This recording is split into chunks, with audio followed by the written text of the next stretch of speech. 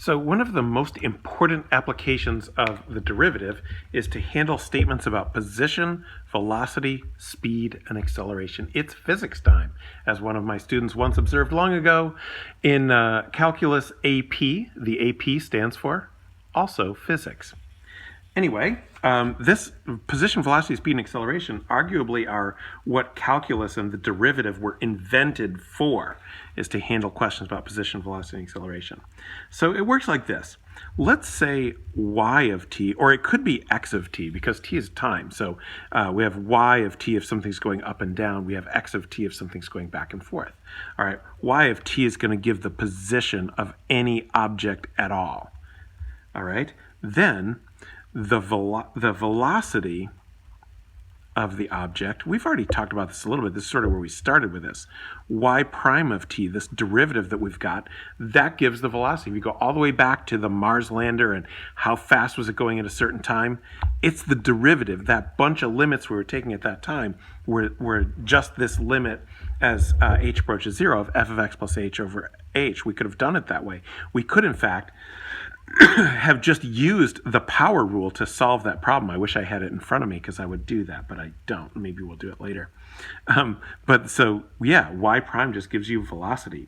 Now, you have something called acceleration, which is the rate of change of velocity. So look, velocity is the rate of change in time of position. That is why velocity is the derivative of position. Acceleration is the rate of change of the velocity. So it's v prime. All right, so whatever your velocity, so let's say the velocity, we'll call it v, and it's y prime.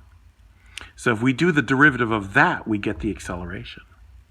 Now, by the way, this also means that if I have my y of t, right, and I do the derivative of that and I get y prime of t, and then that y prime of t, whatever it is, I'm going to do the derivative of that. We have a name for that. It's called the second derivative, and we call it y double prime of t. Yep, y double prime of t. We're going to talk more about, this is called a higher order derivative. We're going to talk more about that soon. But we can also just say the acceleration is just the derivative of the velocity. But the velocity is derivative of position, so velocity was already a derivative. We do a derivative of a function, you get another function. You would do the derivative of that, and then you get what we call y double prime of t, the second derivative. That's acceleration. Okay, and then one more thing that we have is that the absolute value of the velocity is called speed.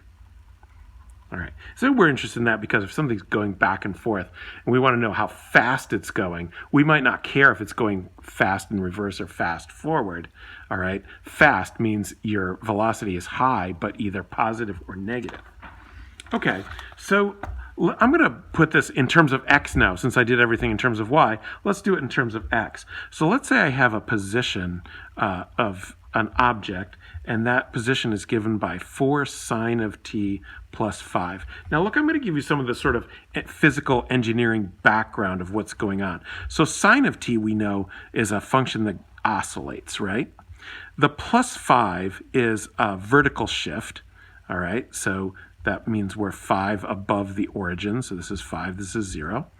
And the 4 is an amplitude. It means how high and how low you're going is the 4. That's amplitude. So all that is from your pre-calculus. The 5 is a vertical shift. The 4 is the amplitude. Okay, but this object's not going up and down because it's x of t, so it's going back and forth. So what's really going on with this object is what you have is a camshaft attached to a piston.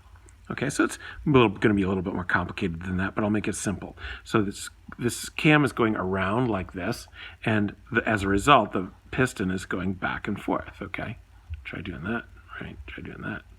Okay, and of course, this is central to any kind of combustion engine or steam engine. I'm hoping we're going to have combustion engines very much longer, but there might be certain applications where you're always going to need combustion engines. They're going to have pistons, and they're going to be attached to cams. And there are other things that work this way too. All right, so what this means is that like the length of the shaft on average is 5, and then the piston is moving back and forth a distance of 4 in either direction. So that's what this is describing, is something is centered at 5 and going back and forth 4 each way. That's what this is describing. This is something called simple harmonic motion. If you haven't done this in physics, you're going to. And it's really important because tons of things in the world move by simple harmonic motion, not just machines, but tides and heart muscle, all kinds of things move sort of back and forth in cyclical fashion. Pendulums, things swinging around. All right. So let's say I had this function, and let's say nobody really gave me a context, and they said, find the velocity, speed, and acceleration at time t. So I'm not specifying the time, so that means I want an equation that gives the velocity, speed, and acceleration at any time. All right, so x of t equals 4 sine of t plus 5. That's the position. The velocity is going to be x prime of t. So, what's the derivative of sine? It's cosine. If you have any constant multiplied by a function, look, this comes back to what I said a long time ago, a f of x prime, all right, it wasn't that long ago, it was Monday, is equal to a f prime of x. All right, if I have a constant inside a derivative, I can pull that constant outside the derivative. So the derivative of 4 sine t is just 4 cosine t, because the derivative of sine t is cosine t. So constant multiples just come down. Derivative of a constant is 0, goes away. That's my velocity function. Okay? If I want the acceleration function, all right, let's say this is v of t. The acceleration function is going to be v prime of t. But also, let's keep in mind, because we're going to deal with this later, it's also called x double prime of t, because we did the derivative and then we're doing the derivative again. See, because the derivative is a function, I can do the derivative of this. This derivative is, so derivative of cosine is negative sine. I keep the 4 on, negative 4 sine of t, that gives the acceleration at any time. Okay, and the other thing they asked me for was speed. So for my speed is just the absolute value of v of t, and I have v of t right here. So I can just say absolute value of 4 cosine t. I don't have to do anything special with that. All right, what if for the same function, they said find the velocity, speed, and acceleration at t equals pi over 4. All right, so now the only thing is they're giving me a specific time, and so I need to evaluate the function at these functions at a specific time. So my velocity, we can write like this. This is a nice way to write it. The velocity at time pi over 4, so v of pi over 4 equals, I'll just take my velocity function, which is here, my velocity function, and plug in the pi over 4. So it's 4 cosine of pi over 4, and I know cosine of pi over 4 is square root 2 over 2, so this equals 2 square root 2.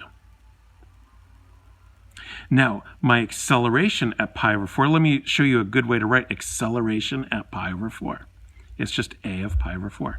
Now look, we already got the acceleration function. It's here. Right? This is our acceleration. By the way, we can call it a of t. It's our acceleration function. Okay, we can plug in the t equals pi over 4 to our acceleration function. It's negative 4 sine of t. So negative 4 sine of pi over 4. Okay, sine of pi over 4 is also root 2 over 2. So I have negative 8 root, I have negative 2 root 2. Negative 2 root 2. All right. And then I can also find the speed at pi over 4. There isn't really an abbreviation that's standard for speed. S is often used for position for some reason. But the speed at pi over 4, I'll just write speed at pi over 4. It's just, since it's the absolute value of the velocity at pi over 4, I can just say that it's the absolute value of 2 square root 2. So that's just 2 square root 2. If it was negative 2 square root 2, it'd be positive 2 square root 2. Okay, so I found the velocity, speed, acceleration at time t, and the velocity, speed, and acceleration at time t equals pi over 4. Now, if you look at your textbook on page 146, hey, look, that's the question they ask. A, find the body's velocity, speed, and acceleration at time t. B, find the body's velocity, speed, and acceleration at time t equals pi over 4. That's where I got that. C says describe the motion of the body. Now, that's what I did here by sort of coming up with a description of what it's doing. But I invite you to skip part C because I don't think we quite, you could try it. It's a good exercise. But you're welcome to skip part C. You're going to do number 13 through 16 all. Just find the velocity, speed, and acceleration at t. Find the velocity, speed, and acceleration at time t equals pi over 4, just like I just did. It's not really much more to it than that. Yeah, you're going to do 13 through 16.